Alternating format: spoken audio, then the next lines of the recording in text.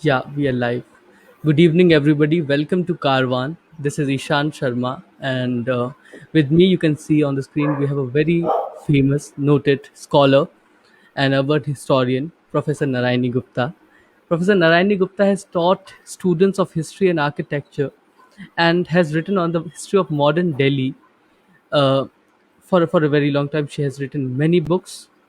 Her research interests include urban history, particularly that of Delhi, and further, she was a founder member of the Conservation Society of Delhi and has been a member of the Delhi Urban Art Commission.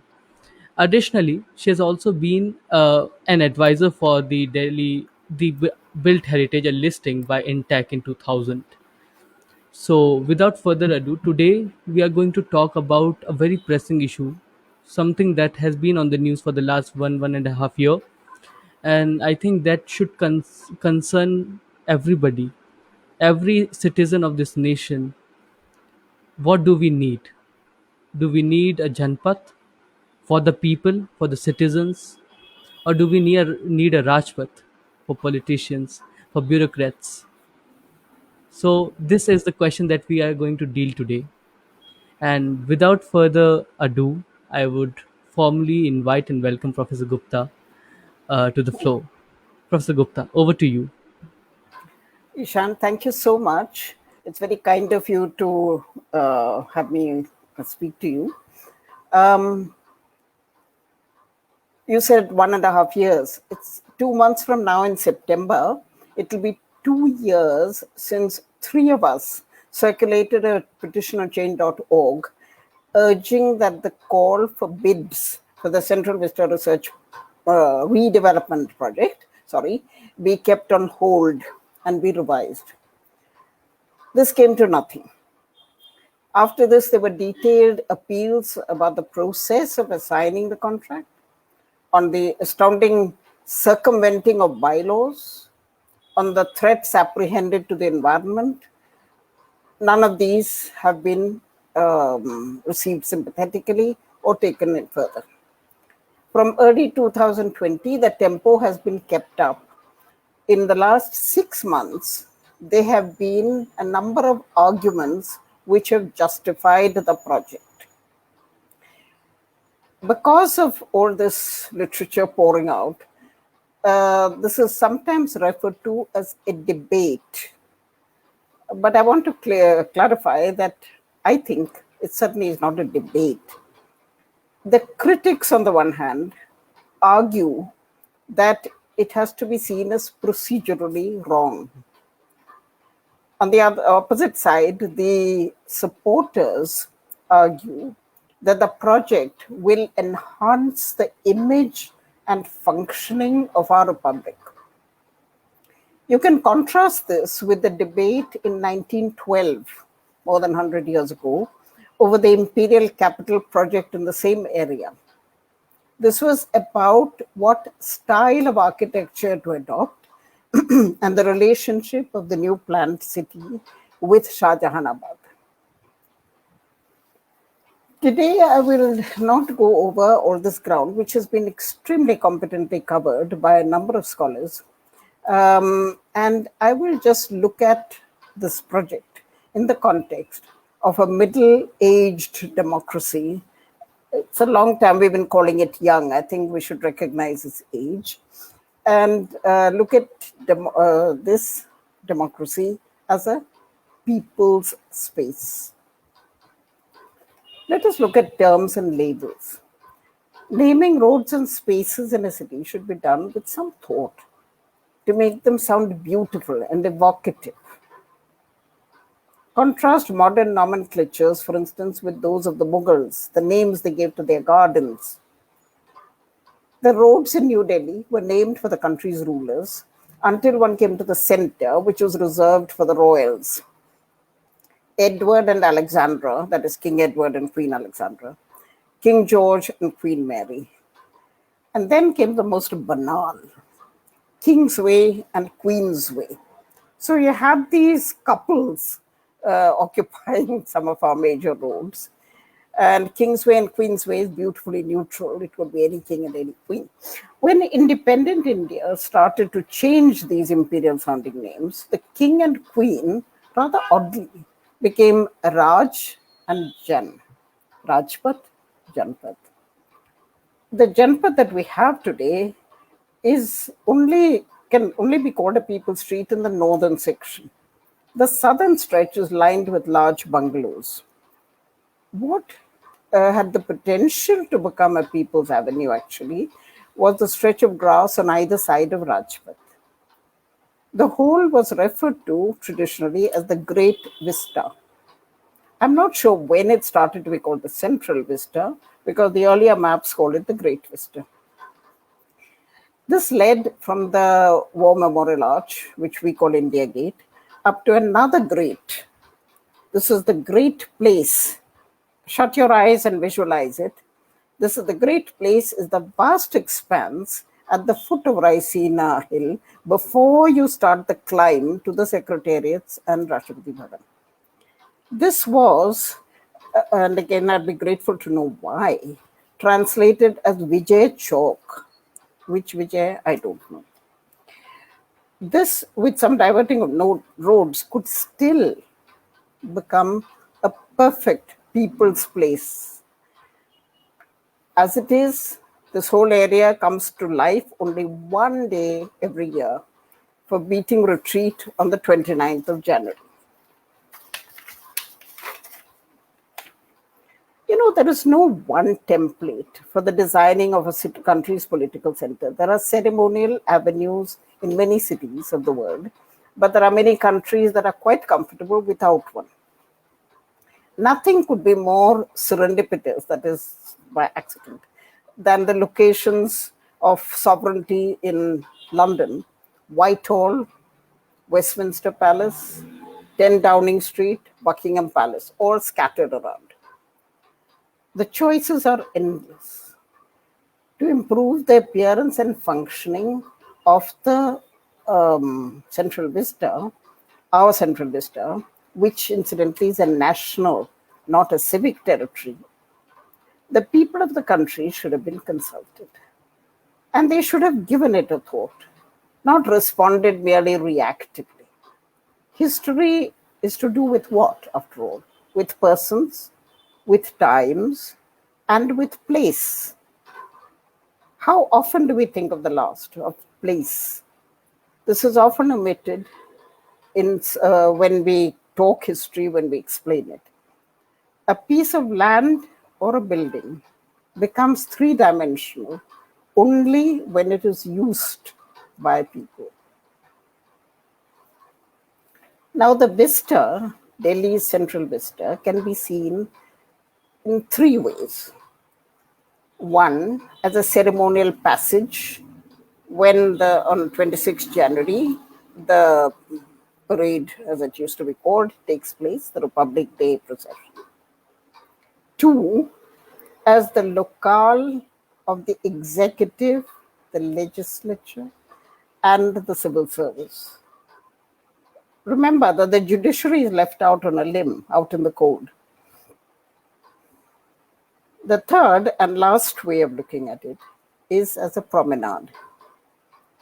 Let us concentrate on this last and see how it will compare with other public areas in Delhi, just arbitrarily to take Lodi Garden or Sundar Nursery. How these are attractive to or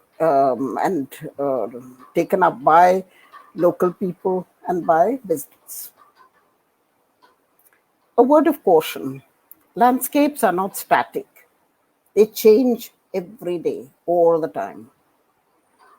Between 1912 and 2019, the Central Vista, as it became a vista, has been modified many, many times.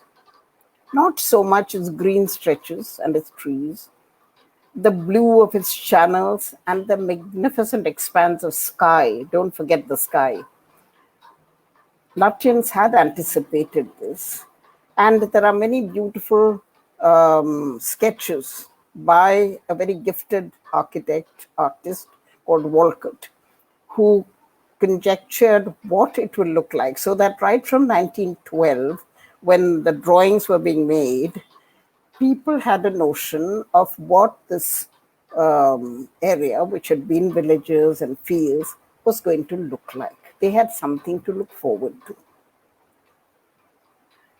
All the buildings the buildings that were added after Lutyens attracted criticism.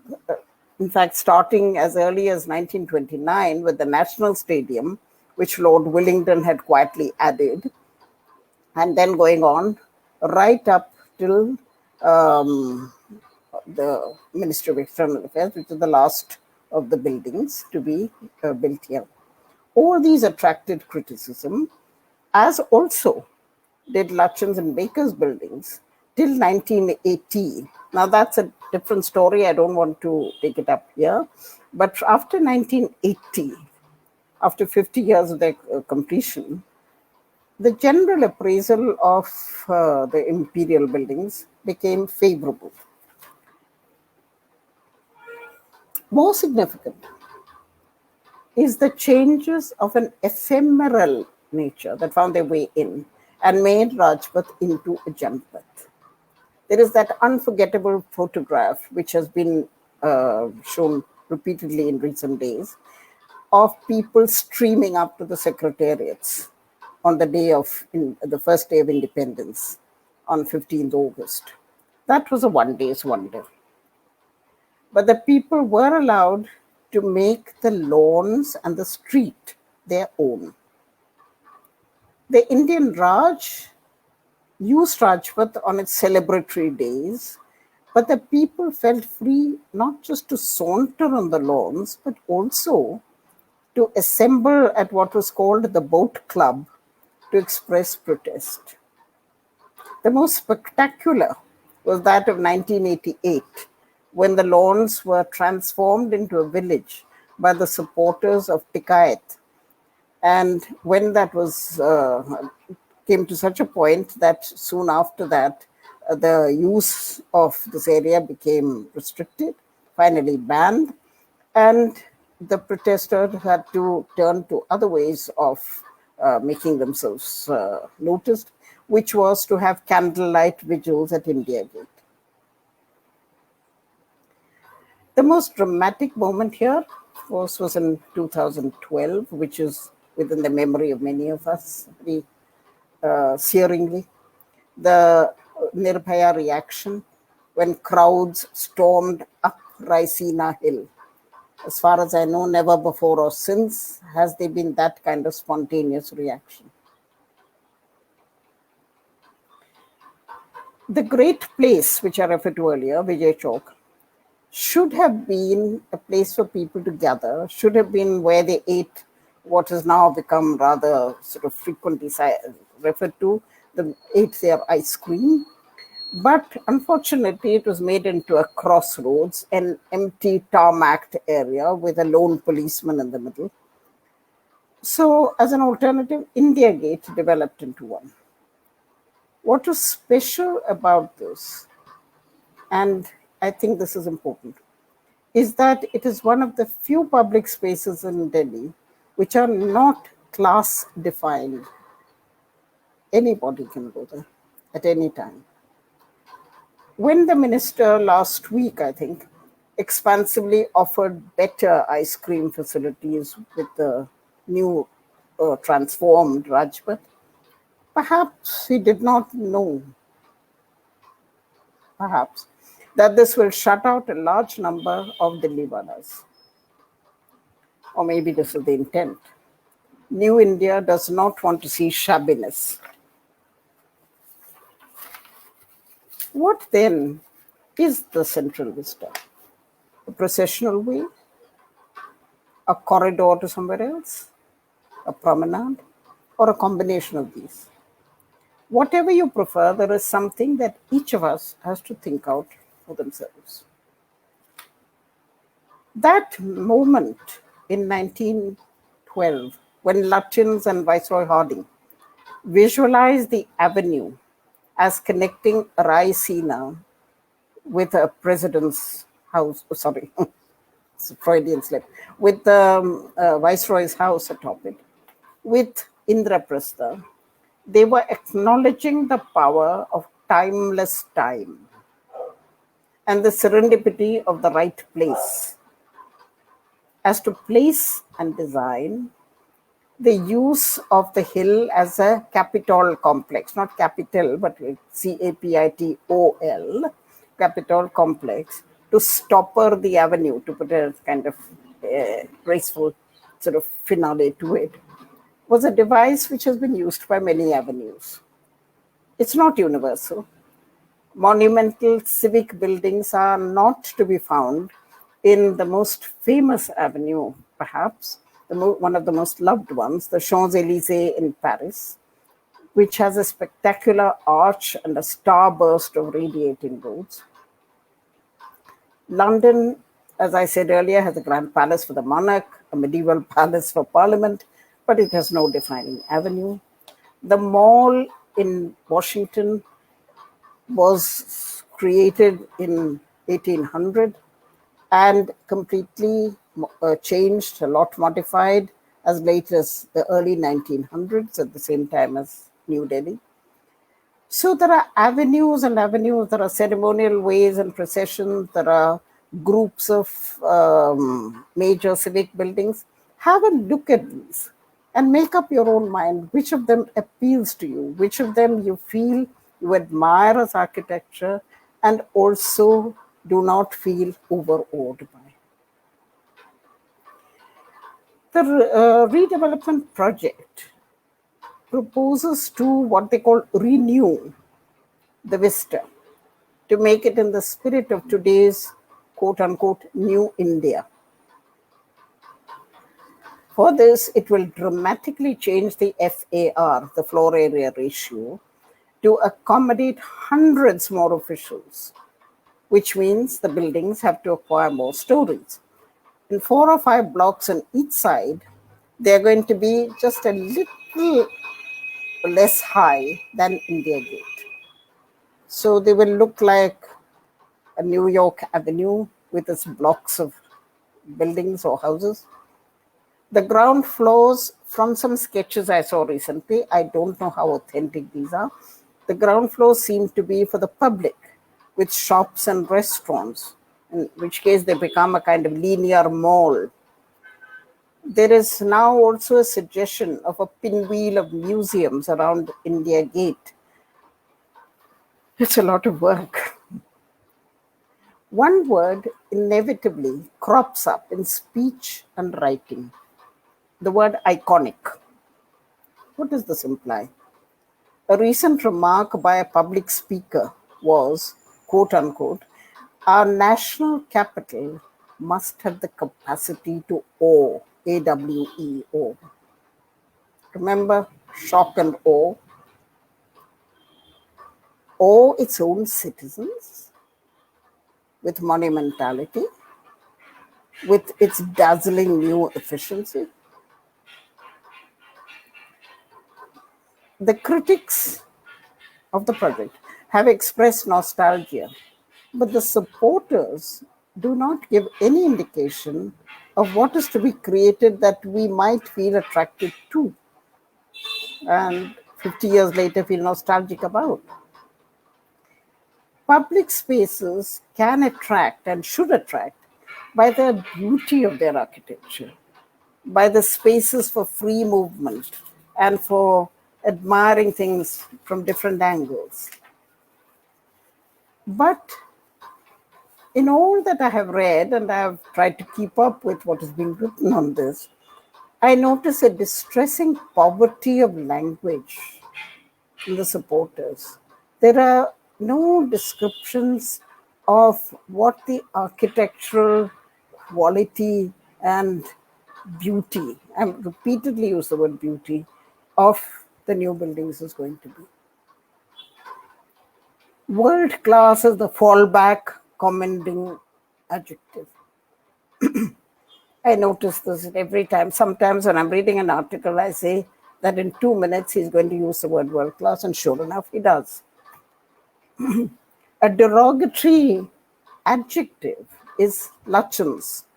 Lutyens is the name of the architect of many of these buildings.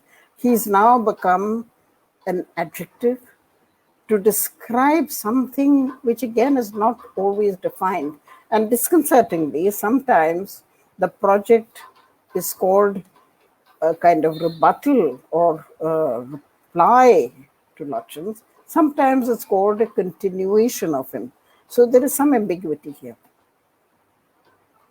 What it makes me acutely aware of is that as a people, we have no sense of the history of our architecture.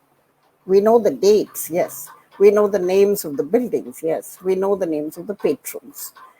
But as things that have been acts of creation, acts of devotion, acts which are possible because of skills and fantastic imagination, none of this comes out. All excitement, all emotions seems to have been sucked out of us.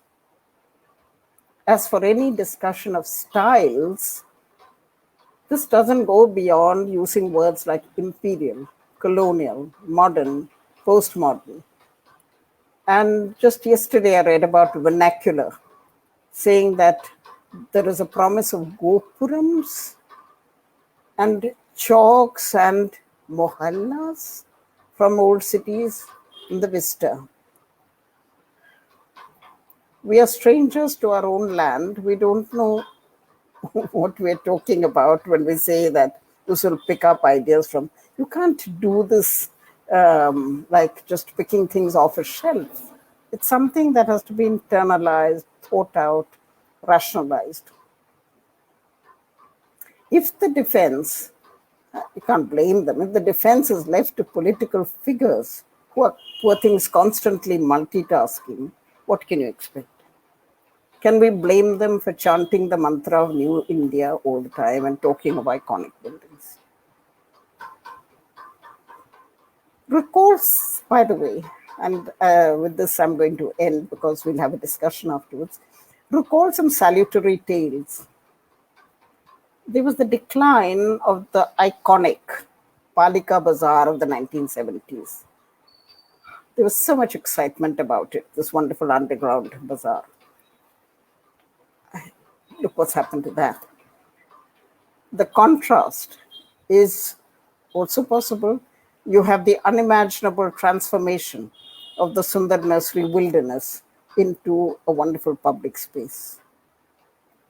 All we need is quiet, competent maintenance, a reminder to the CPWD that its role in keeping public buildings clean and sparkling as five-star hotels is much more important than building yet another grand and expensive office, and certainly better than building a grand and expensive office and then agreeing without a word of demur to demolish it 3 years later. The Ministry of External Affairs has only just been dusted off and started functioning, and now it's going to be demolished. What I would like you to think about, I don't have time to go into it, is a phrase which was used by somebody whom I value highly, Patrick Geddes, the Scottish sociologist, who talked of conservative surgery. If you use conservative surgery, do the essential repairs to Parliament House, to the offices, these can become iconic. Glass and concrete, I'm afraid also, it shouldn't be imagined that these make officials more efficient. Above all, let us think of how to ensure that Rajpath becomes, in spirit, if not in name, a Janpath. I think I'll stop there, and if Ishan has any questions, we can take the discussion further. Yeah, thank you so much, Professor Gupta, for pointing out so many important things. And I would take a point from later half of your presentation, there is a general opinion that we Indians often build grand things, but the maintenance is zero. And there are building that there is no doubt that some existing ministries and other public works, along the Rajpath needed restoration and upgrading in terms of new technologies and interior layouts. But to demolish all of them completely during the time of an economic, pressure of the coronavirus hitting India, the third wave is expected. Do you think that they could have updated the buildings without the expense and ecological impact of destruction followed by new construction? Suddenly, I'm not sure whether it's a valid comparison. Suddenly, it came to my mind that there is a town which everyone should visit, Glasgow in Scotland. Glasgow was an industrial city in Scotland. I visited it in 1964, 65, sorry. And then I saw it again in 2002, 2000, no, sorry, 2004. Anyway, that's a good 40 years after. You won't believe the transformation that had happened.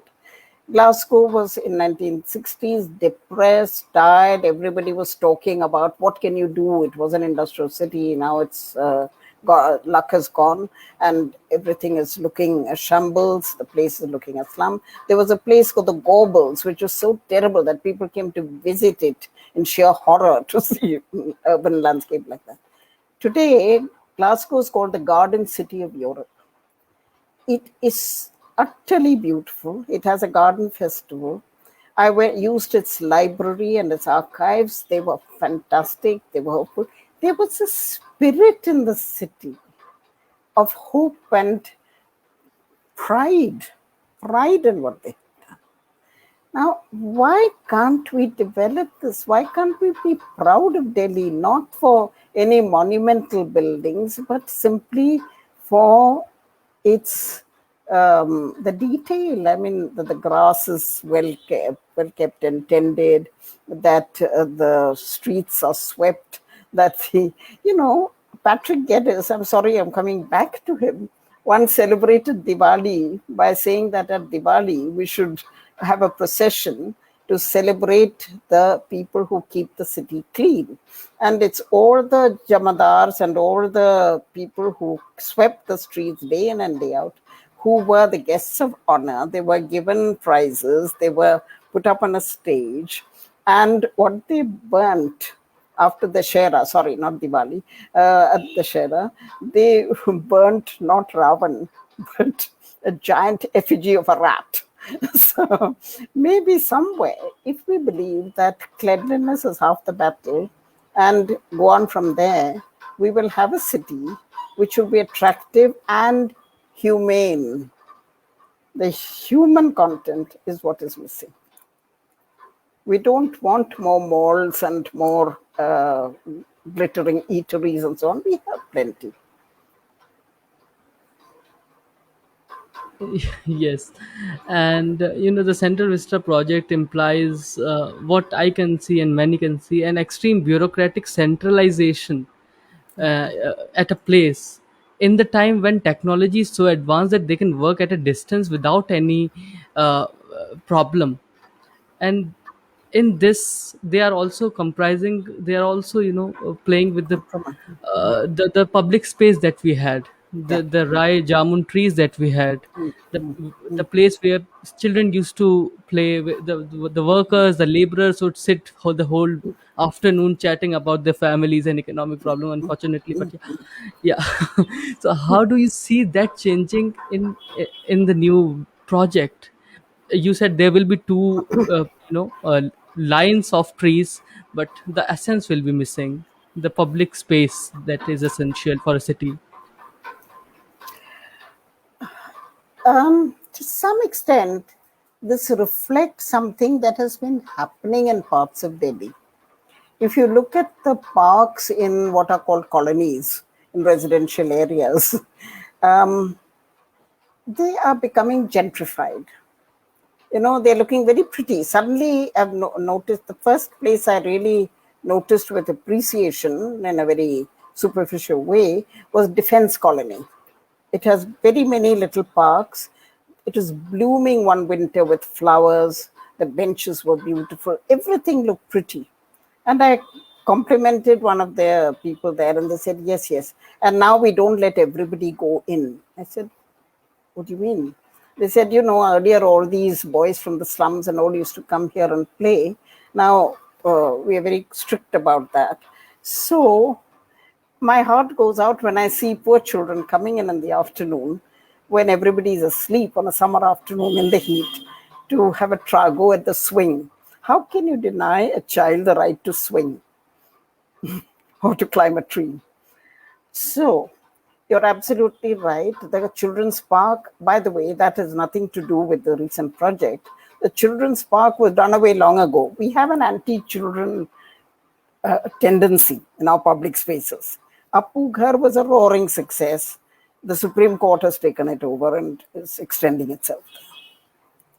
The children's park in near India Gate, which is very popular, was taken over to create what was called the August Kranti Maidan.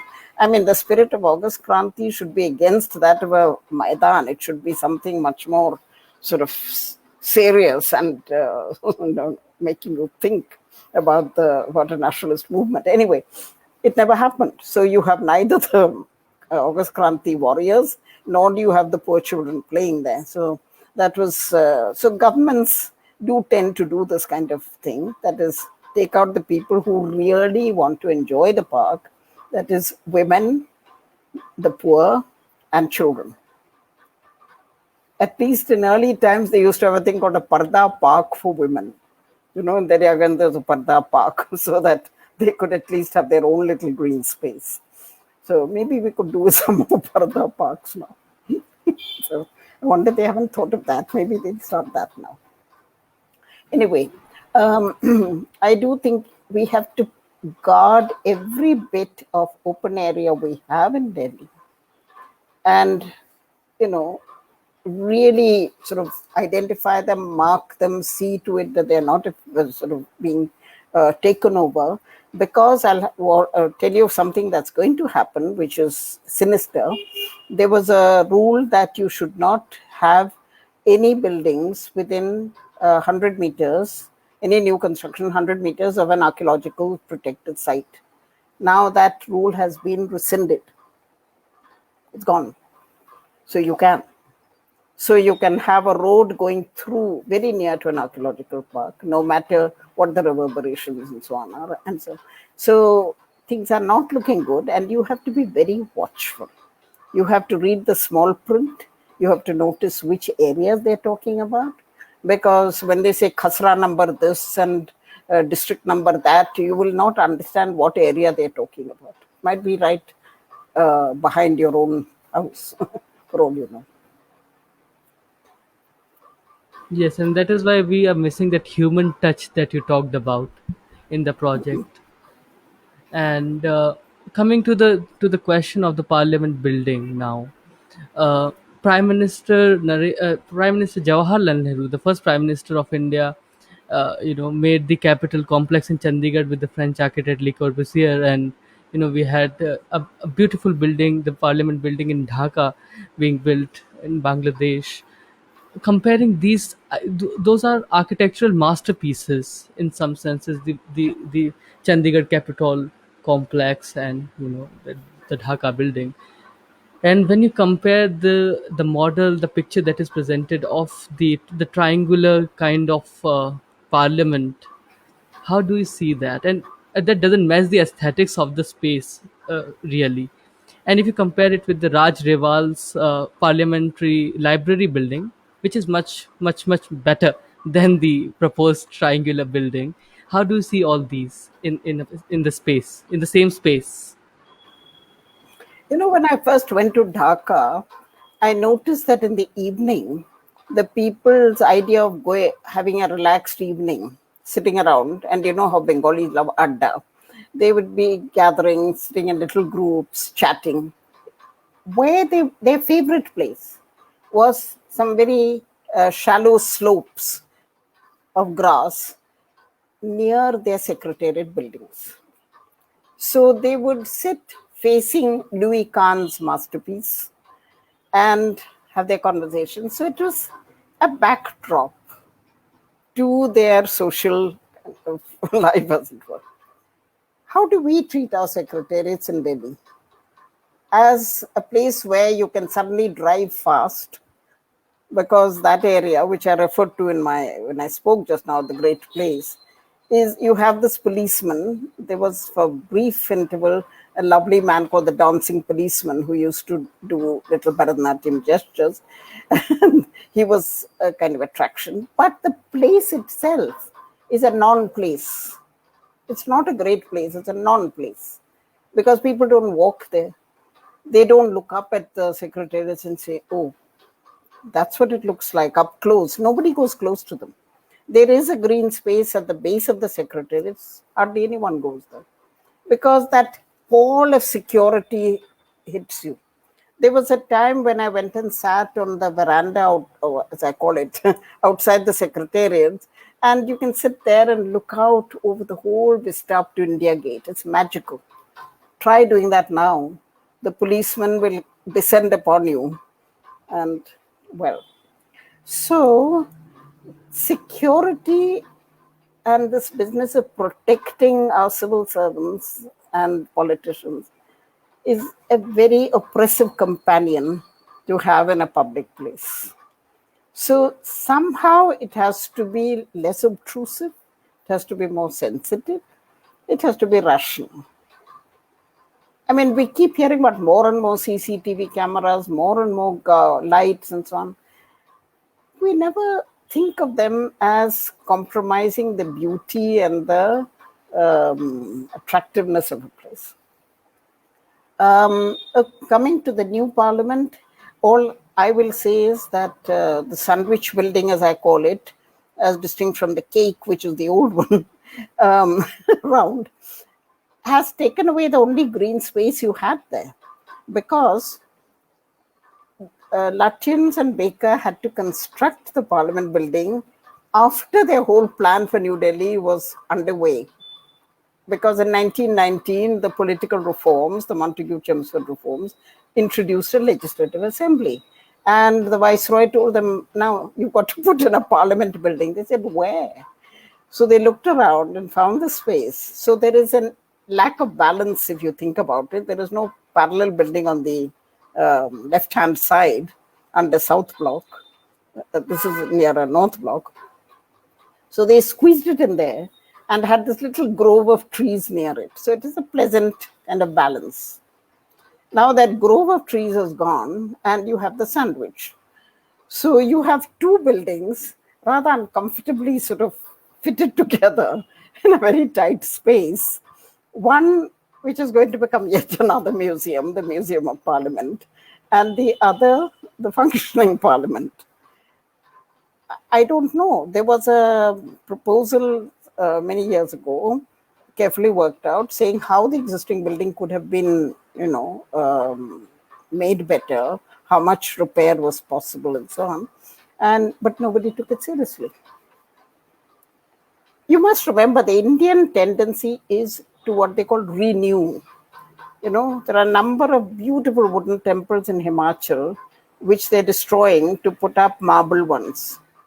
The firm conviction that marble is more beautiful than wood, without realizing that wood is the local material and it is sensitive to earthquakes and so on. No. So give a little money and you will turn everything into marble. It's a bit like the King Midas sort of syndrome, as it were.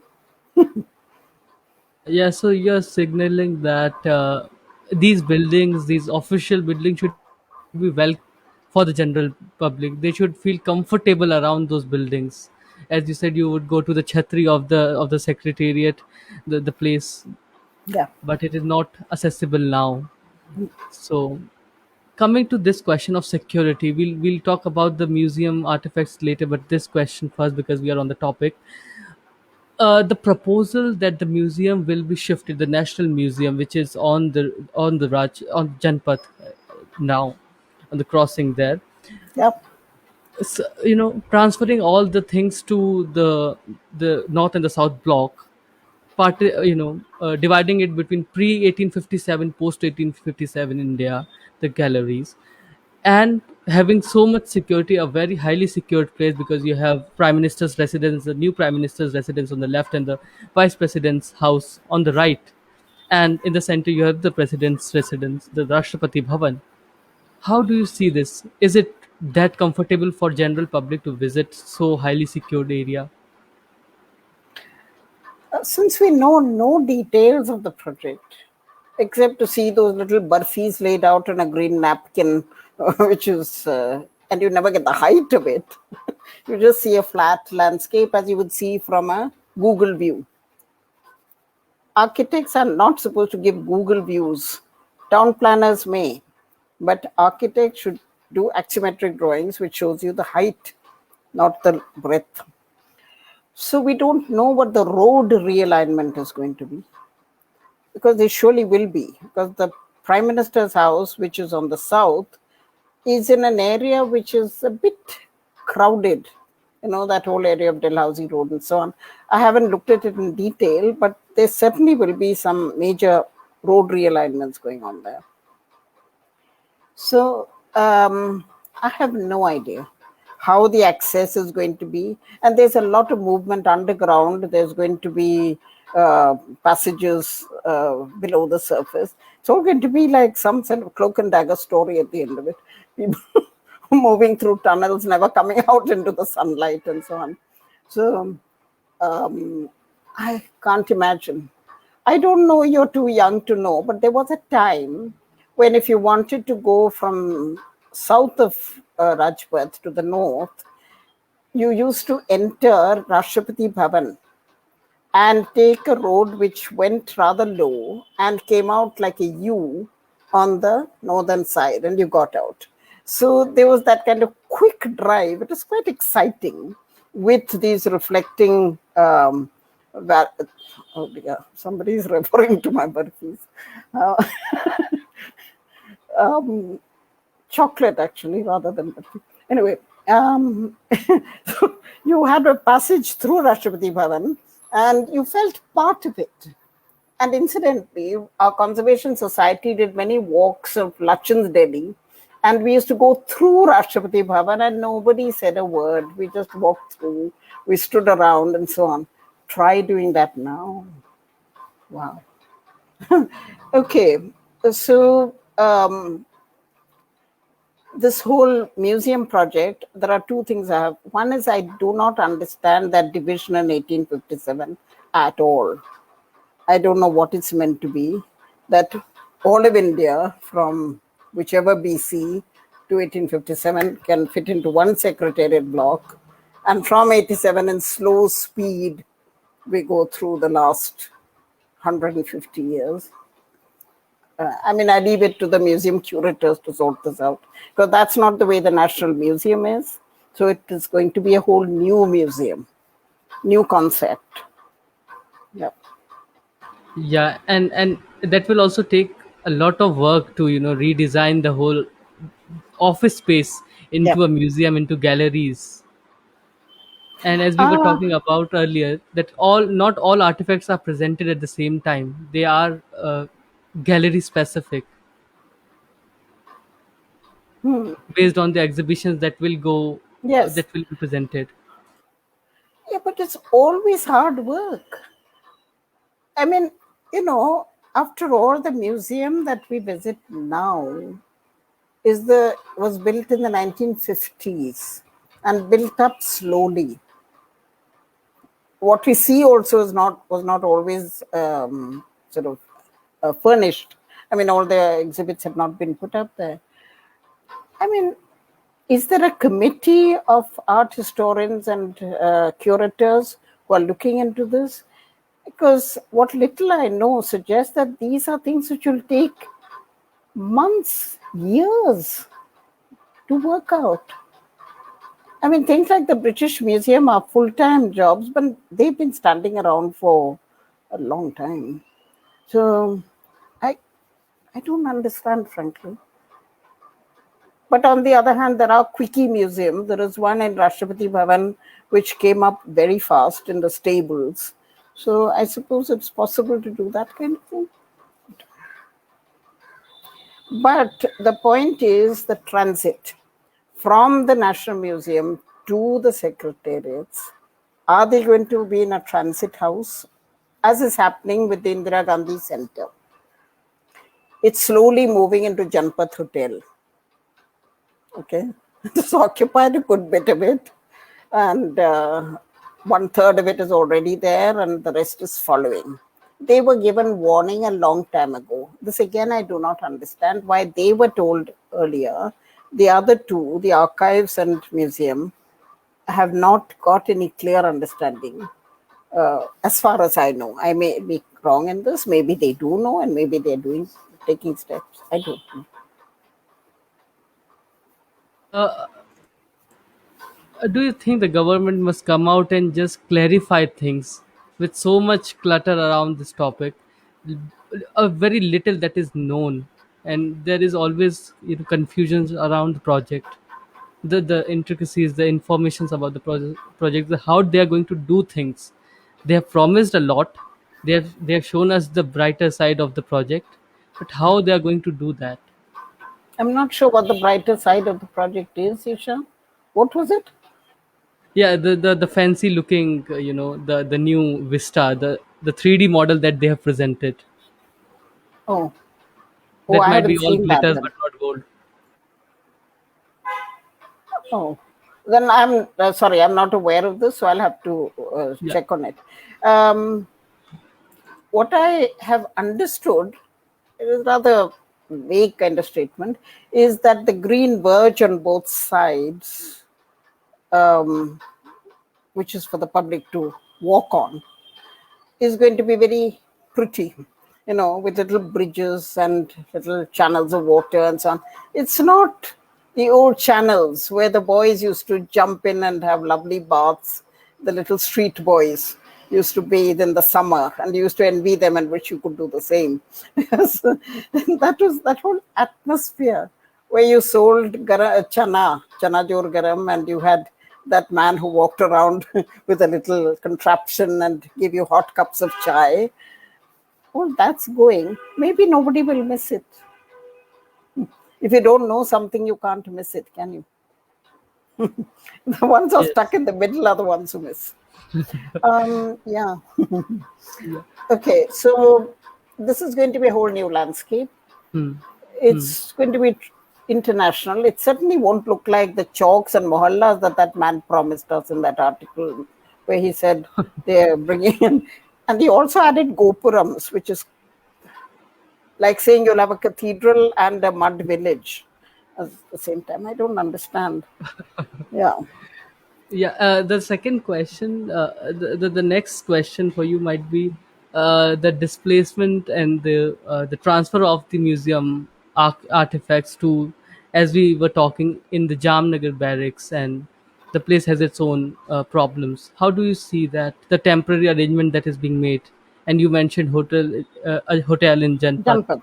At Janpath Sorry. is Sorry. yeah. Indira Gandhi Center is now moving into Janpath Hotel. Right.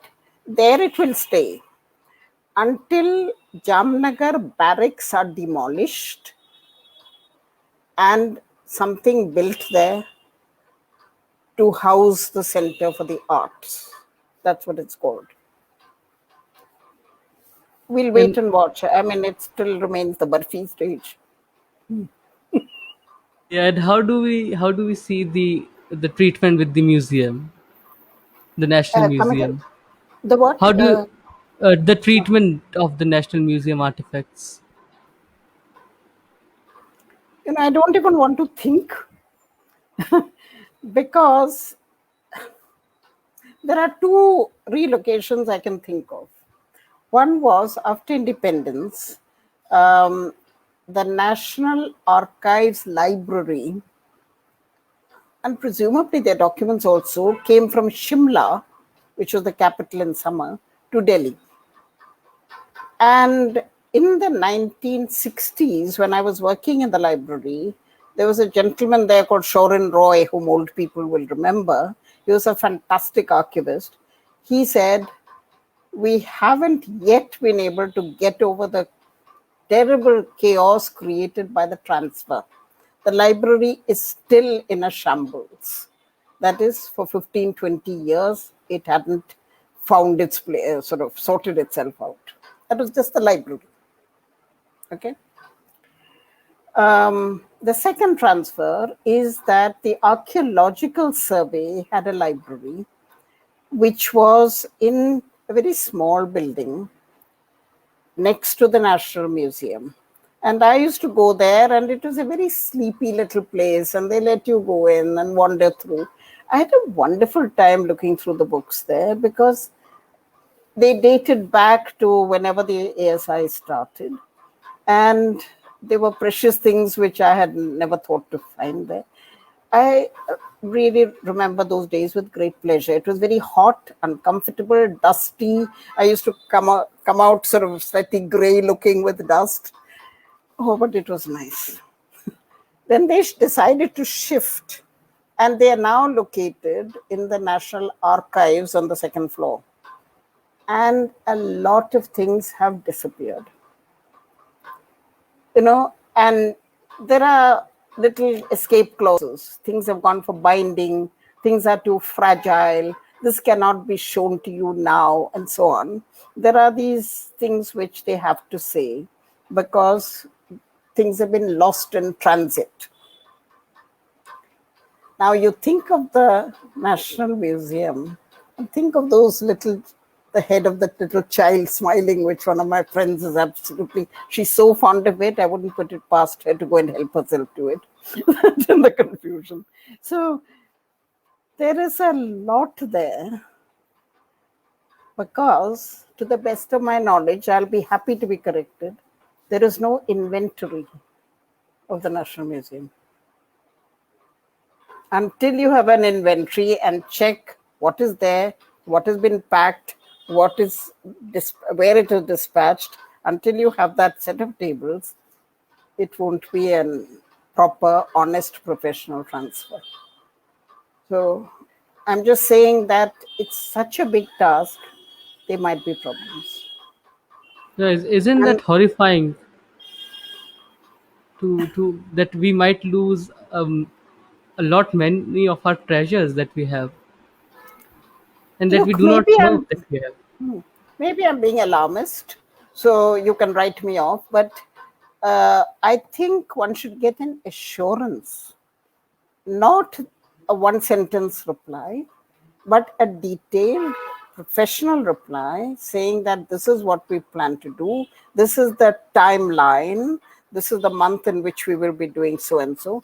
For instance, in the Central Asian collection, the very packing of those items has is a major task. I mean, they have been kept very carefully packed because they're not an exhibit. Now, even those which are on exhibit will have to be packed in the same ways. You know, certainly they said they'll be creating a lot of jobs as a result of this project, but I can see a lot of jobs coming up for packers and movers. But are they competent? Are they enough competent people to handle material like this? These are not just household furniture. Yeah. Now we'll take some audience question. This is by Geeta Sharma, and the question is: do you think that we must respect our heritage without considering which ruler or government made it? Every building and area speaks history of India, and we can include the 1960s buildings, the Shastri Bhavan, and everything. Well, Geeta, you've given your own answer, of course, without question. Um, by the way, they don't have to be all rulers and governments. They can be individuals. They can be trusts. They can be religious foundations. Anyway, that's a minor point. Of course, we should. Heritage is something which we look at and say, oh gosh, I wish I could do that now. I wish I could live in a house like that. I wish, there's something that sparks a connection with it. And that's how it should be. It's not pride in being of a particular part of India or a particular religion or anything. It is just that human beings have the capacity to create beauty in a enterprising way, which is perhaps the only way we differ from animals, because they also create nests of great beauty, antlers of great precision, but they're repetitive. They don't move further. Whereas we have done that and marvel at it and see the connections, see the similarity between ceramics in one part of the world and another. This is what place like the British Museum does. I mean, you may be cynical about the British Museum and call it imperial and so on. Sure, it is. But it builds connections between different traditions in different countries. And just as we must collapse everything in India into one country instead of province wise, we should also see our connections with the outer world.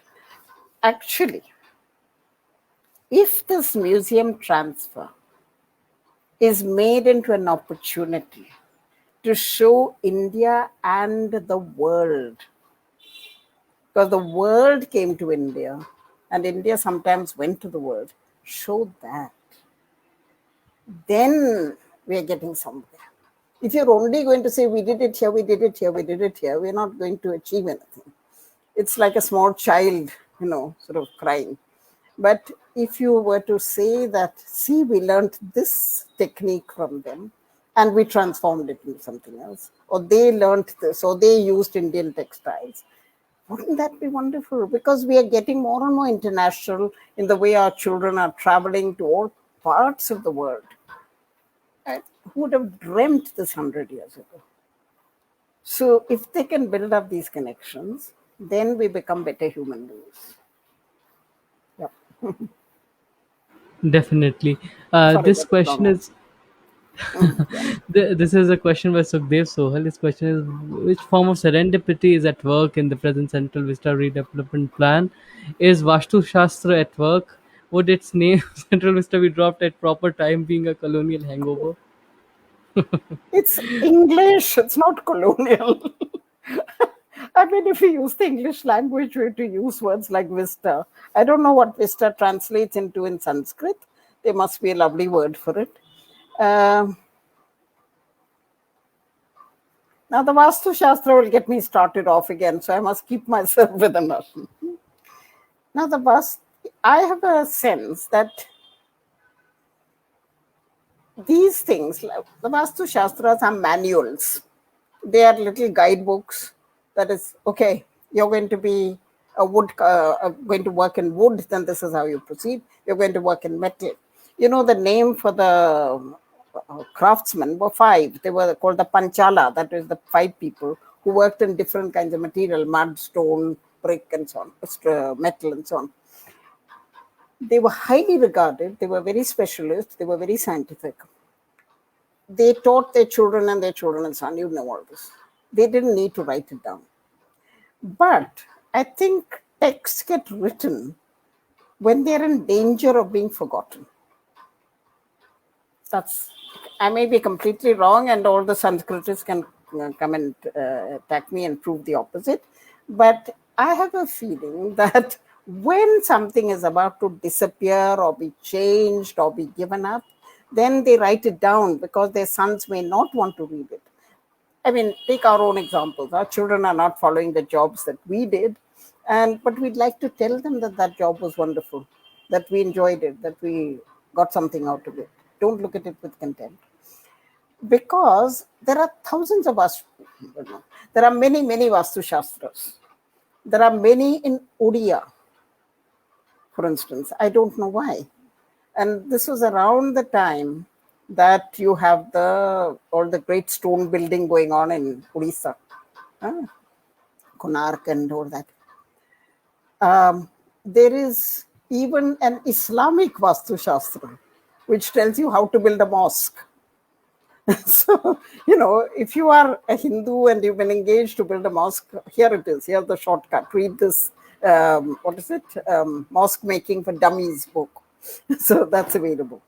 So, you know, it was a very open society which was concerned with giving technical skills to people and seeing that it was endured. So these are not sort of holy texts.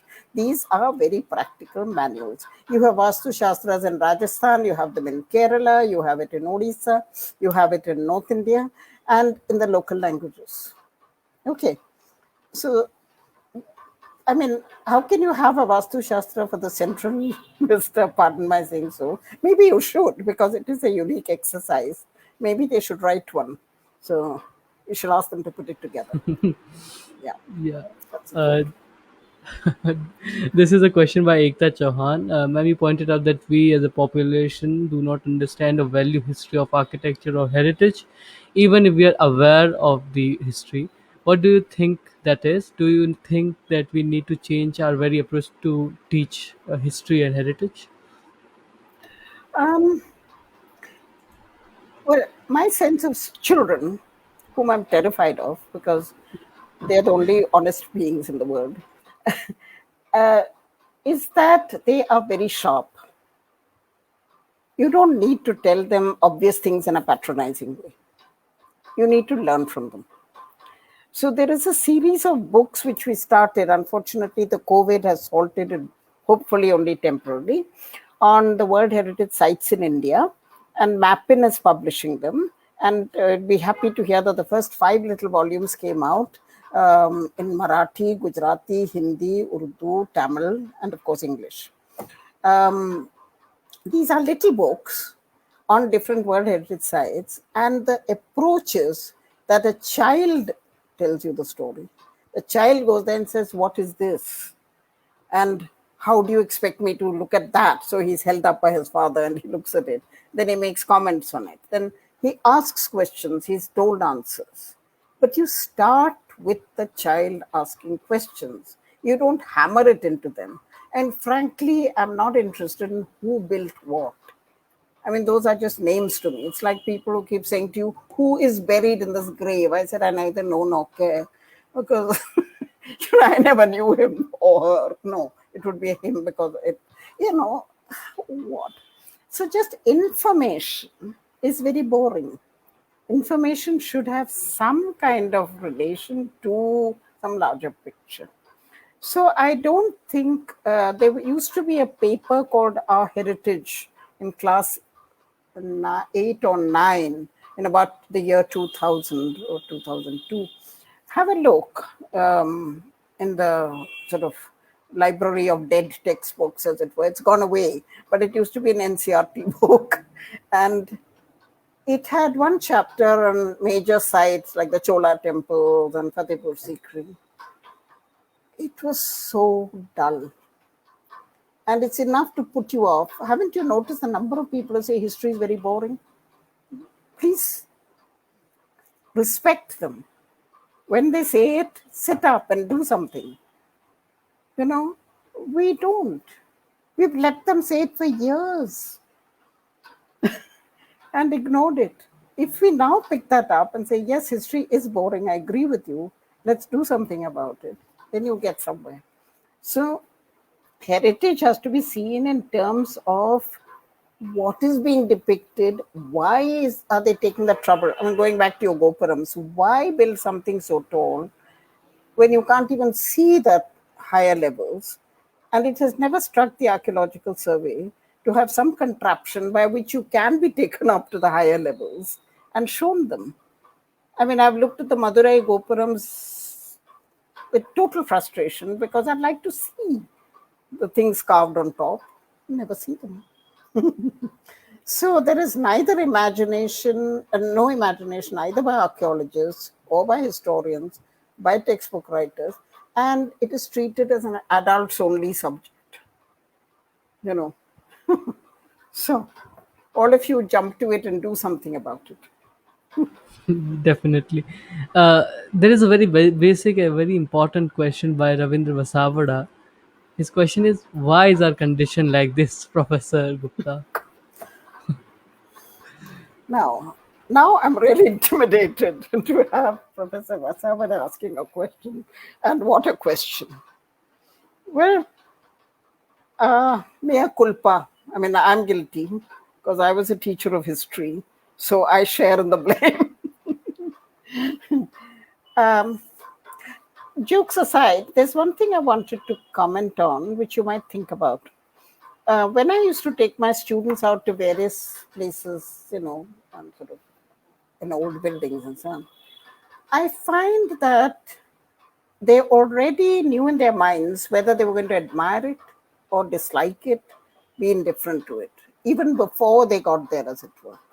It was so clear in their minds that anything imperial was not a good thing.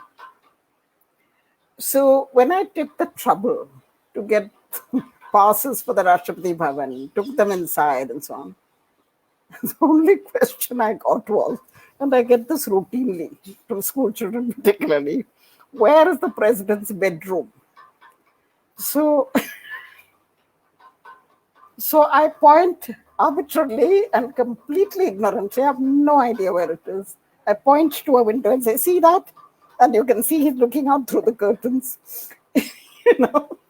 So that's it. They don't notice that Lutyens designed these clever little furniture, that he did the children's nursery in a particular design. All that you tell them, yeah, okay, so, but it's imperial, right? So, imperial children, yeah. So, there is a sense of this is belongs to this tradition, this to that, and so on, and they know which one they want to valorize. And as for the general public, they wake up when it is connected to a film. This is the place where X or Y jumped into the arms of so and so and took a leap from the window and so on. So films are very important in freezing heritage in your memory. But there should be more than that, right? Think Yeah, it out, please, because you are the between the children and us oldies, and you have to do the uh, making it come alive. yes. He adds that his reference was with your observation on Oh, glass. right. Um, Look, I will make a very general statement, which is that in the European tradition, cities have an independent kind of existence. It is to do with medieval times when you had the king as an institution, the church as another institution, and the city as a third. The city was usually controlled by merchants, and they would be a close group. This is particularly so in Italy, where all the great cities were built by merchants. And they had negotiating power with the king and with the church. All three were landowners. They controlled land. The merchants, not great swathes of agricultural land, but they had city land. The church had a large amount of land from which they got revenue. The king and the royal family used to have land. So that was one. They also had powers. You paid taxes to the church, you paid taxes to the king, you paid taxes on goods you bought. So these were the three lots of people who governed you. And the merchants were identified with the city in a way you haven't had in India. There was this lovely thing, I don't notice it now, but when a dignitary visited a city, they would be ceremonially given by the Lord Mayor a big key. Would say, this is the key to the city of Glasgow, for instance, which means next time you come here, you can open the city with this key and come in. I think it's a very moving thing. That is, they made you an honorary citizen. And if you think of our tradition of recognizing people by their names. Sahir Ludhianvi, Akbar Allahabadi, in so and so Dehlavi, there are plenty. People define themselves by the city. And if you read earlier travelogues, there is great pleasure and pride in talking about public spaces. Real sort of excitement, either praising the king or the worthy who has done it, or getting satisfaction out of it yourself, whatever it is. Read those travelogues very carefully. Read how people lost that interest because they became alienated from history, and they chopped up history into compartments of which section they would like and identify with, which they would not, and what they thought of so and so. There is a lack of curiosity created by this. So the people of Glasgow, I'm not sure. Thank you for saying that, Mr. Vasavada, because I would like to follow this up, and I shall ask my Glaswegian friends to help me. In fact, there's a colleague of mine whose daughter is an architect now working in Glasgow. So I shall pester her to get me the answer. Uh, that would be wonderful. But it is amazing. And maybe it will be possible in Delhi. Yeah, hopefully. We'll have two more questions in this session. This is by Arunita Sanyal.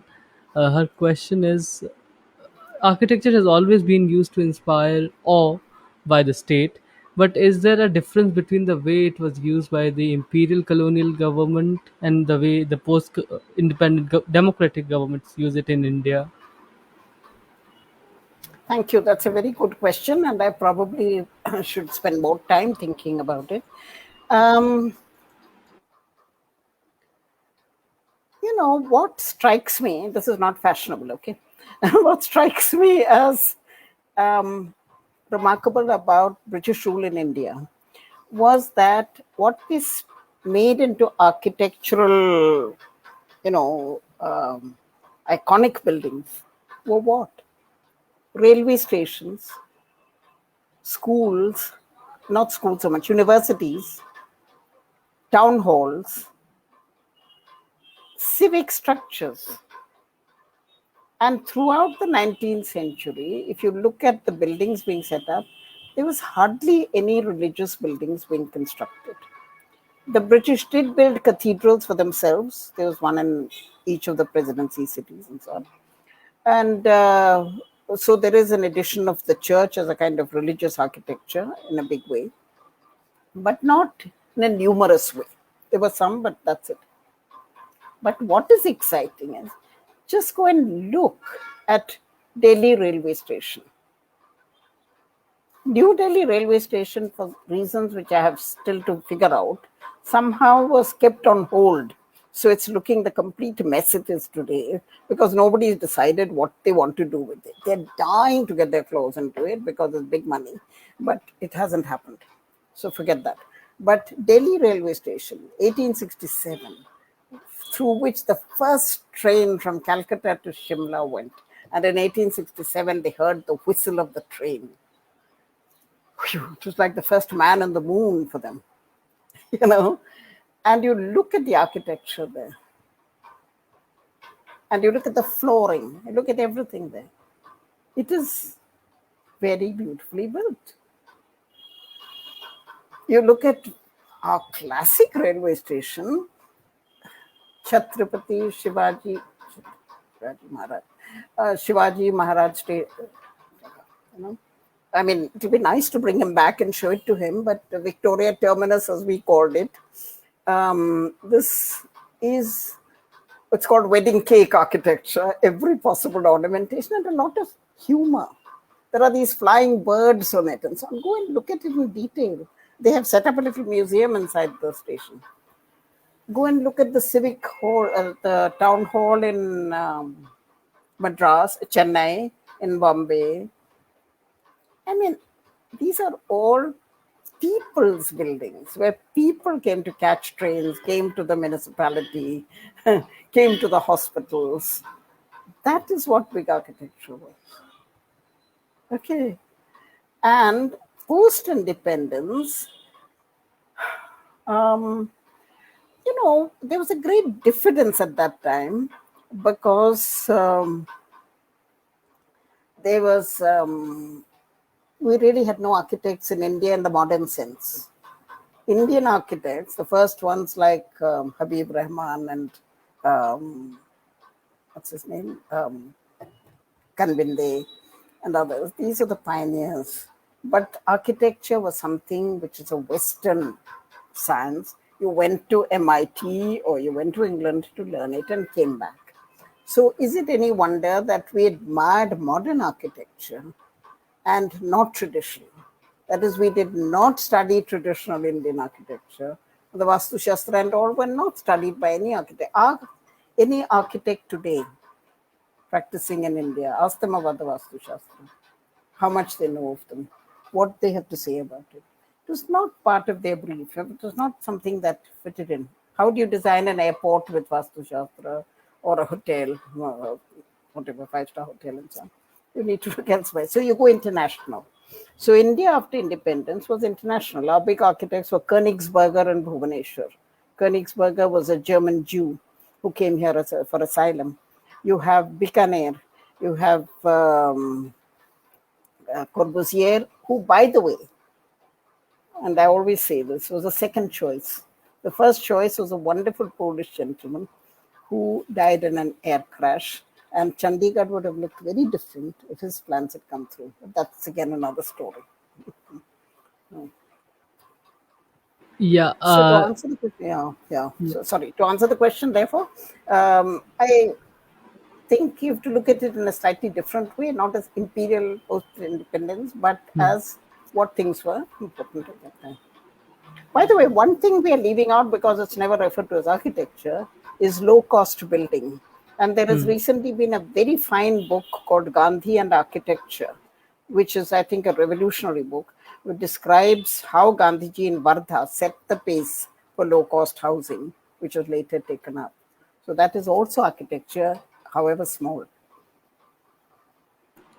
Yeah, I think that will be an interesting read for the town planner of the Yeah, Central Vista. I'll pass it on to you. I'll give you the reference to it. Sure, ma'am. And Of the wisdom. Oh, this is a question by Poonam Zutshi, and his question is: the British did not wreck the old city of Delhi, but created a new space. Who would think that digging up the heart of the city was that our own government would do? What does this say about the new moves? um, well, it's not just the British, but all the cities in Delhi were built adjacent to older cities. Nobody destroyed, which is why you get the seven cities of Delhi, because everything stayed there. It was ignored. And even wrong stories were spread about them. Poor Safdarjung was accused of having taken the marble from Rahim's tomb and used it for his own. For a long time, everybody believed this. And then the Aga Khan people who were restoring the tomb of Rahim took actual measurements and so on and found it was not true. So, that was a wicked story. But basically, one didn't. In fact, there's a lot of continuity between older Delhis and newer Delhis, the successive cities. As to why they're doing it now is, I don't know, there is a kind of sense of the beauty of uniformity. I mean, that I really don't know. I'm sorry, I can't understand the philosophy behind this particular design, so I don't want to comment on it. I'm sure there's something very profound which I have missed. So maybe one should ask them. I think you should ask somebody there to set it out for you in very clear terms. How does this? The only thing I keep hearing is that all the babus being together will make them more efficient. I think it will make for more cups of tea, but I don't know about that.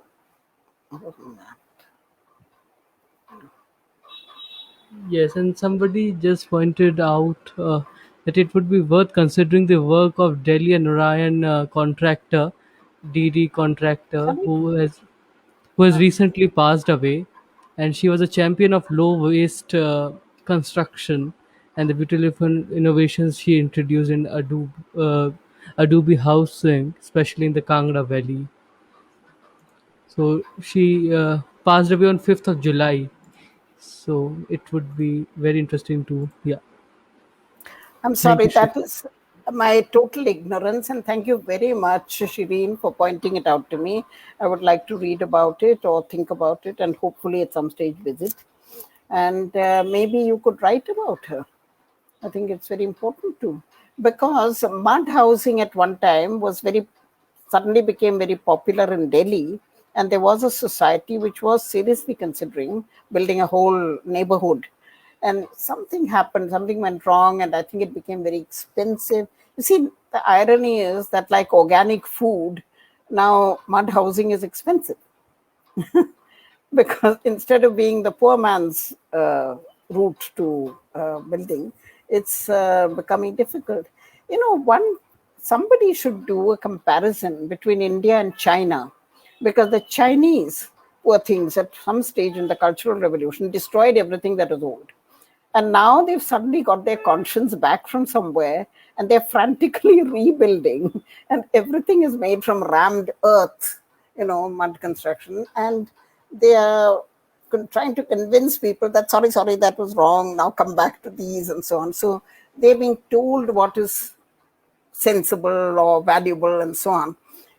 I hope we have not reached the stage when we are being told what we should admire, and we'll have our to be able to keep our independent opinions about things.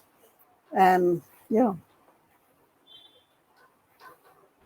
Yeah, thank you so much, Professor Gupta, for taking out time to do this very important conversation. And I think this is not the end of the discussion. We will have to have many more discussions on the topic among with the people, with the citizens. This cannot be this should not be done within bureaucratic circles or policymakers. When we are talking of social spaces, it is about the citizens, and they should have a say in it. They should be able to put forth their problems, their issues with the project, or they should ask clarifications openly and much more freely. And I yeah, hope the government of the day will understand this, hopefully, and they will make it more public. They will be acceptable to the suggestions of the people of India, because at the end of the day, as they said, it is for the people of India. It is their gift, quote unquote, to the people of India. So we should also have a say in this. Thank you so much, Professor Gupta, and thank you so much, everybody who joined us this evening. We'll do more sessions, we'll do more discussions in the coming times, and hopefully, we'll have a better outcome, a better project, a better place for all of us in the heart of the city. so Ishan, all power to your elbow, and I hope you managed to do peacefully what other people have not been able to. All Yeah. good luck to you, and thank you so much. Thank you so much, ma'am, and thank you so much, everybody.